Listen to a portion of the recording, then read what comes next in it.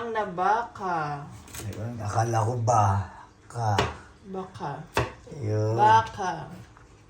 Sinigang na baka. So, iniiwanan natin yan yung ating mga ilalagay na gulay. Okay, so, kailangan natin ng sabaw lagi. Nung nakaraan, puro sabaw. Nagluto tayo ng mami. Ngayon, sinigang naman. So, meron na tayo ditong okra. Meron na tayo sitaw. At meron tayong sili. Napakalaki ng sili na bili ko. Siling pansigang. Ito pala. Meron tayong Gabi Conception. At meron tayong lettuce. Wala akong pangit na yung kangkong dito. Kasi gabi na tayong namimili ng mga lahok natin sa sinigang. Kaya pangit na yung kangkong. Unang sinigang na ngayong taon. Unang sinigang ngayong taong 2026. Ayun, Mamaya na to. Mamaya.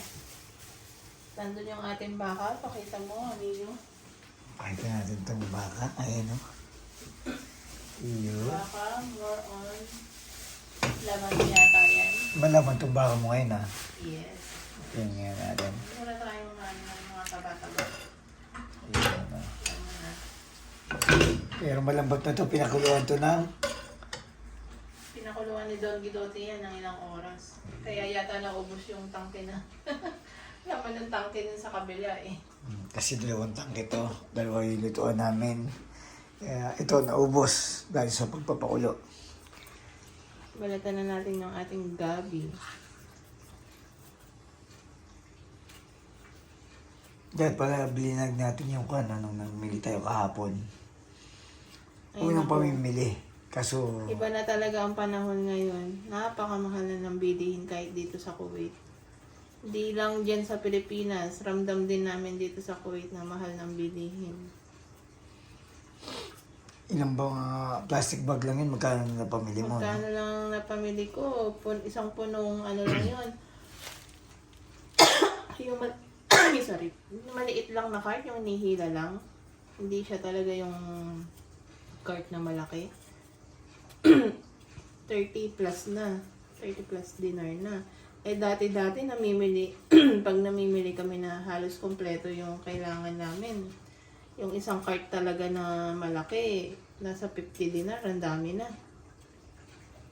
Yun yung maliit lang, 30 plus na, di ba? Halos kalahati. 30 dinar, magkano sa Pilipinas yan? Mga 6,000. 7,000. 7,000. Mga ganun. 6 to 7,000. Ganun kamahal ang bilihin ngayon. Hindi lang sa Pilipinas. Hindi pa yung kumpleto ng mga kailangan mo kung yung pang isang wala pa dun yung sabon namin sa katawan, shampoo, kasi meron pa kami. Tsaka hindi pa masyadong yun, ilang gulay lang yun. Ilang patahe lang maluluto namin sa binili namin. Ilang gabi ba yan? Ilalahat mo na ba yan? Oo, may late lang ka, 5 peraso lang. Nasaan yung mix mo? Nalalo pa sa yung mix, hindi ko pa nailalabas. Papakuluan na natin yung ating gabi. Hindi natin kasi siya pwedeng idiretso dito dahil super lambot na nung karne. Madudurog na.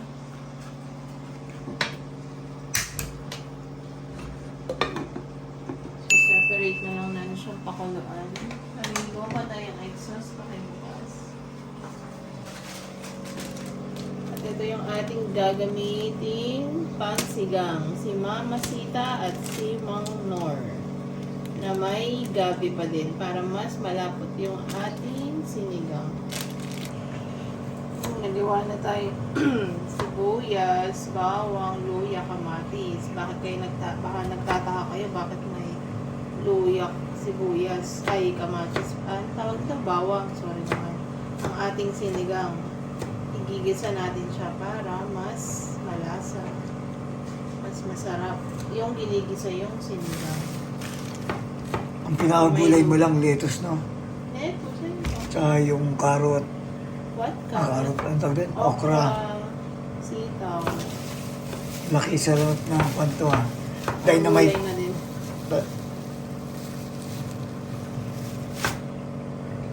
Dynamite na. Ayan.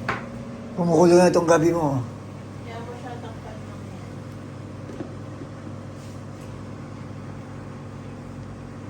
Ano na natin yung biya. Biya. Mag-isa na tayo ng gulay. Gulay.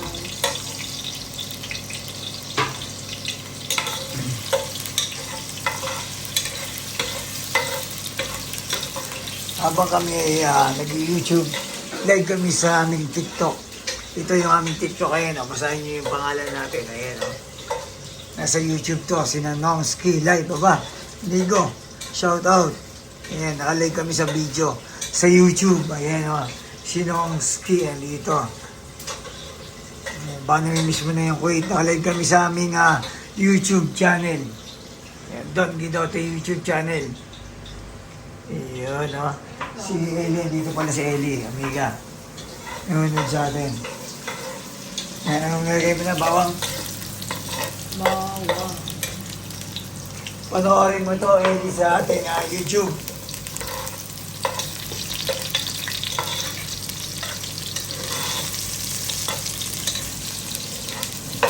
Makikita mo doon yung pangalan mo sa ating YouTube. Panoorin mo yan, abangan mo. Nakakamatis, nilagay na ni Amiga. Ano mo ang nilagay mo na? Bawang, sibuyas, luya, kamatis. Maraming kamatis. Ang sarap. Ang sinigang. Ito yung kanyang gabi,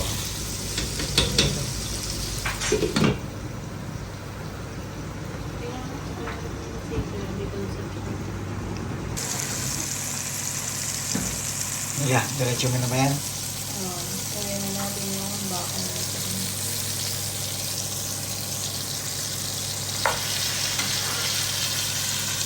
Puro laman. Walang bangid ng taba. Hindi masaya si Don Guidote nito. Dahil nalungkot ako. Dahil puro... Parang bagay siya sa kwan. Sa sarsa.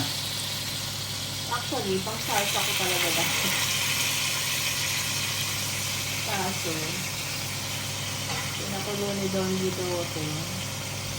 Ito, para pang sigang. Kasi siya yung nagpakulo nito eh. Habang nasa trabaho ako.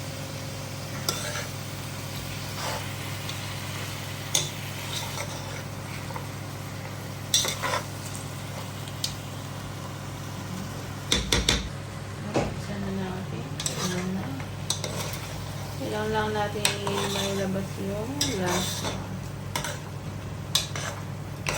Lalagyan na natin yung sabaw. At dadagdagan pa natin yan syempre. Pag ganyan, soup is life.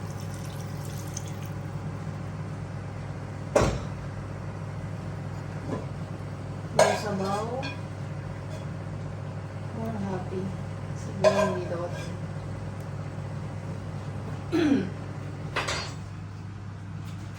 Durugin natin to para mas malapot yung ating sabaw. Diba? Tanong, malagkit ba to? Parang hindi. Yun ang tanong. Yun ang malaking tanong. Nalagay mo na. Hindi siya masyadong malapot. Maligat ba tawag doon? Pag malagkit? B. Malikat. Sinasabi niyo yung mga Tagalog kayo na ano eh. Mga maliligat. Diretso natin yung ating gulay. Para pagkulo ng sabaw. Pagkulo na. Diretso na. Hindi, para pagkulo ng sabaw. Yun na. Ganon din naman. Tayin ba natin kumulo. Ganun natin. ating pampaasim. Diretso na lahat yan.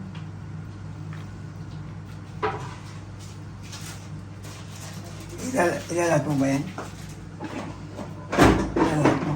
Oh. Kasi hindi naman masyado maasim yung Normal. nor na gabi. Baka marami yung sabaw natin. So, sakto yan. Maganda yung asim. Dagdag ng tubig na lang pwede. Asim kilig. Kasi kami ni Amiga, mahilig talaga sa sabaw.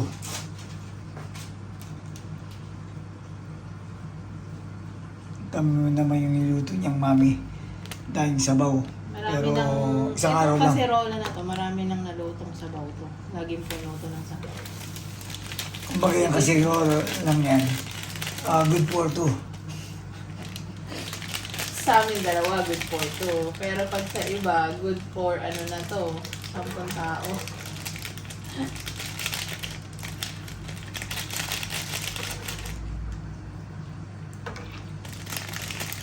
Yung laman niya.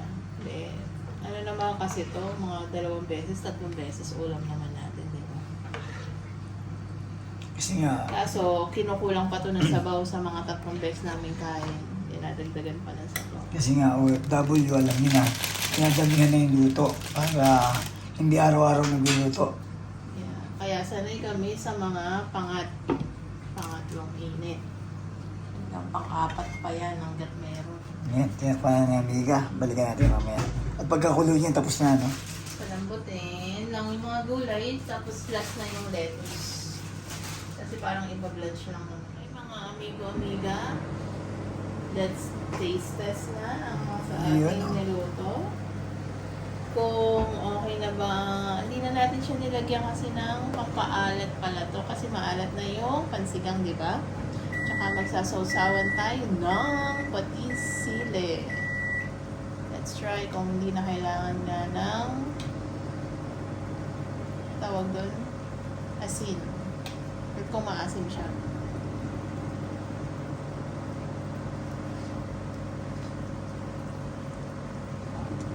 Maasim nga. Pero kailangan ko siya lagyan ng konti. Hindi mo nilagyan ng asin no, nung pinakulo. Hindi na. So, kailangan natin siya lagyan. Papalis ka naman eh. Pero matabang siya eh. Kahit magpatis ka. Wala siyang lasa.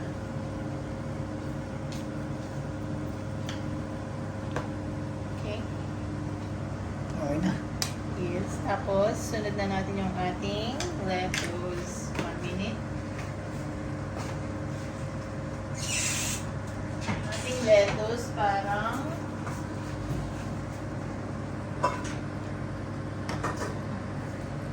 i-blanch na lang siya dyan. Kasi para malutong-lutong. Tayin natin agad na yung apoy. Sayang to. Lasang ko na.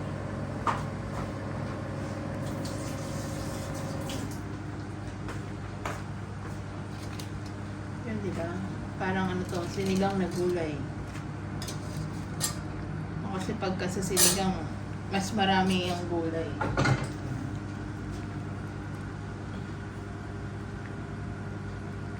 Diba? Apaw na apaw. Sinigang overload. Sinigang vegetable overload. Ito po.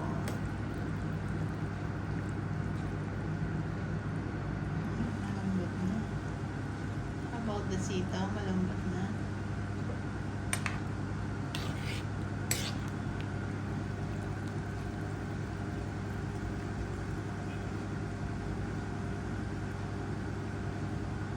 Parang matinis pa yata yung sitaw natin. Parang matanda yata yung sitaw. Ba't ganun? Yan. Kulo lang ng konti. Patayin na natin. And we're ready to eat. Pan mo na. Ayan na ang ating sinigang na baka.